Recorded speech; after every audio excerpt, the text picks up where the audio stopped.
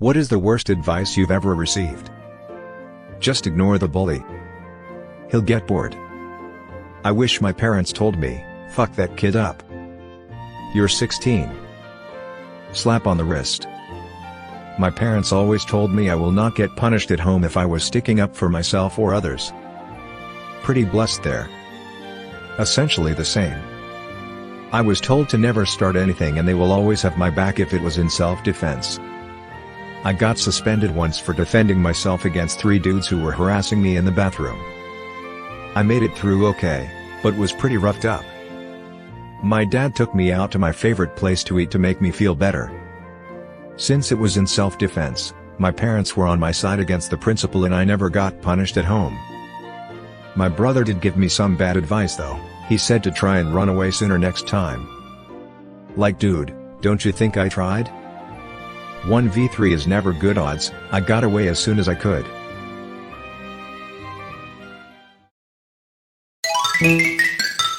When I was an aspiring educator, I received a lot of scary advice about how school teachers should run a classroom from people who were well-intended, but were completely out of touch. The most memorable was from a woman who had been a special education teacher for years, and her nugget of wisdom was to never say sorry to a student and never admit you're wrong. My philosophy as a teacher could never be more opposite. Same. I teach 12th grade modern history. I always start out the year with look, this class covers 500 years. I don't know everything. I have certain areas I specialize in, but others I know barely anything beyond what we cover in class. Some of you probably know more about certain areas than me. If I make a mistake or want to add some detail, go for it and raise your hand. I'm happy to learn things. Just don't be offended if I look it up. Shit, doctors look everything up. Would any of us prefer that they not do that? I wouldn't. I would much rather that they stay abreast of what might be killing me than just go yeah. You got the pax. Gonna have to take your arm. Hold still, I've been doing this since '73 and I've only lost a couple of them in the process.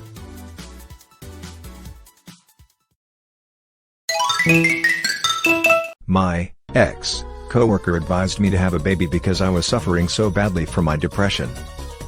She said this would cure my bad mood. Yeah, nothing cures depression like a case of postpartum depression. Edit, thanks kind stranger for my first Reddit award. My first thought after hearing my co-worker's advice. A few years ago, one of my best friends moved into a larger city with her new boyfriend. She was severely depressed for a long time already. Shortly after moving, she quit her job and got pregnant. She thought this would be the ticket out of her misery, but she got hit with severe postpartum depression instead.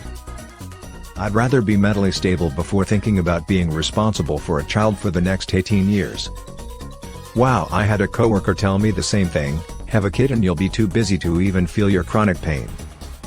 My father once told me, when I was in my teens, don't ever try anything new because you might fail. That's like the opposite of what good parents are supposed to say. He had recently went out and tried a career change and failed. Tell that to a baby. Reminds me of an old Homer Simpson quote, you tried and failed. The lesson here is to never try seriously though. How are you ever gonna learn anything if you never try? Def some shitty advice. I was in a really bad relationship in my late teens. We both were toxic AF and I was only there because he was my friend and I didn't want to hurt him and he kinda guilted me into it. I asked my evangelical mom for advice and she told me that since we were having sex, we should get married and it would sort itself out. I broke up with him after we got into a knockdown, drag-out fight when he tried to kill my cat, because I loved her more, and completely stopped asking my mother for relationship advice.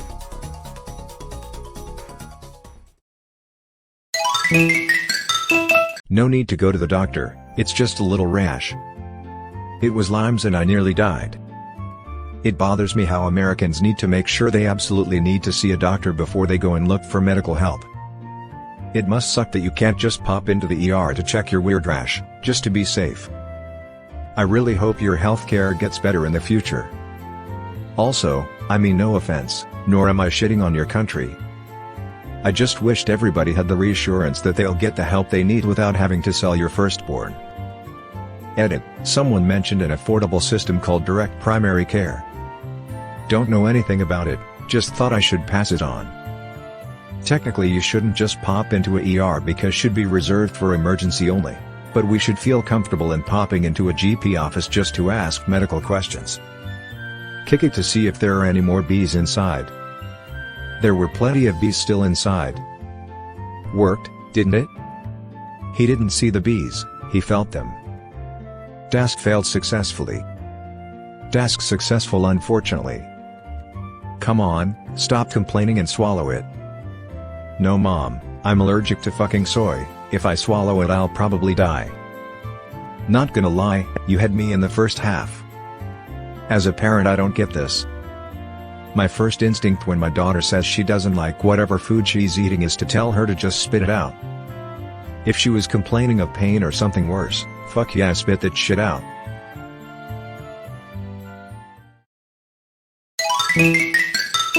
Work through the pain, it will make your back feel better. It didn't. Anybody that tells you to fight through the pain when dealing with a back problem is a fucking psychopath or simply doesn't understand how pain works. While I agree, it does depend on the cause of the pain. A damaged disc? Nope, no pity no. I ruptured a disc in my 20s and it is no joke.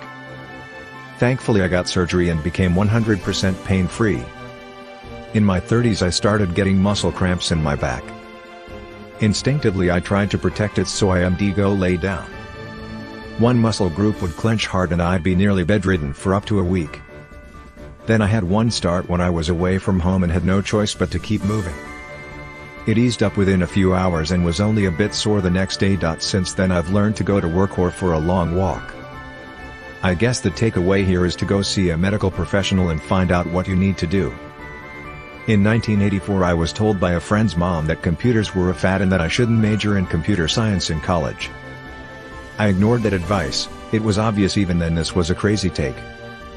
I had a boss who, in 1998, wanted to wait and see if this whole internet thing blows over.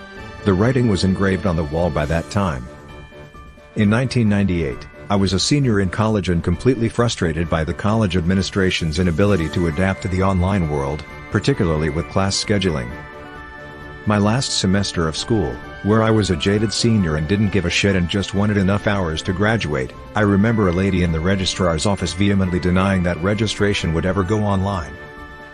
Her words were something like, "We will always do in-person registration, computers will never change that." I wanted to find that lady today and just smirk.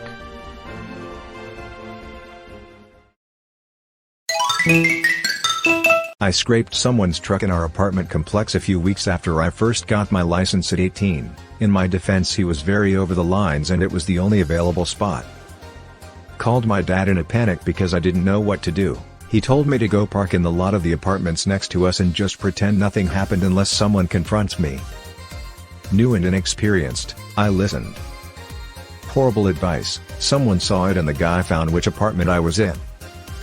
He was pissed but more understanding when he realized I was just a kid, to a guy in his 40s, I guess 18 is a kid, and explained what happened.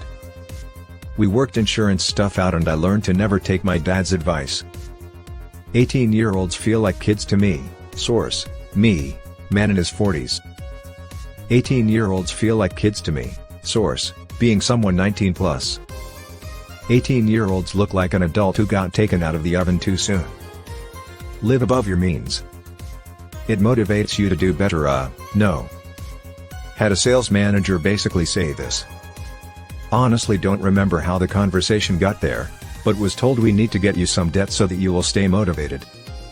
I preferred to live below my means so I could tell him to fuck off whenever I pleased. Golden handcuffs. Pretty common encouragement to young bankers and lawyers. Buy an expensive house so you're dependent on the big money. Real estate agents pretty consistently lease cars above their means to project an appearance of wealth. If somebody's mean to you, it's because they like you. Can people please stop telling kids this?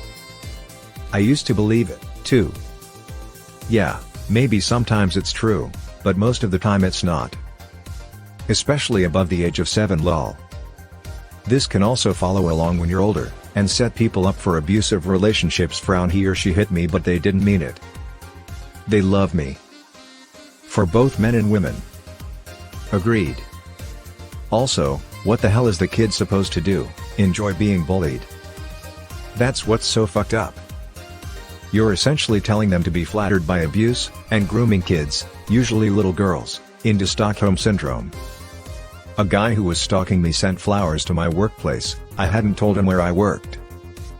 A coworker of mine said that was such a sweet gesture, and I should break up with my long-term boyfriend and date this guy instead. Two birds, one stone. Set up coworker with stalker on a blind date. Set up competition for promotion. Your coworker watched too many rom-coms, I'd guess. That's straight out of the book of Cute on TV, creepy in real life. I was 19, thinking about maybe going to college or getting a job in finance. My friend's mom said no, don't do that. You know where the real money is? Shops. Working in shops. Shops? Like, just any brick-and-mortar store? She specified Asda, British Walmart. Asda? If you're gonna work in a shop, at least go for like Waitrose, you know, the high-end ones. Or M&S.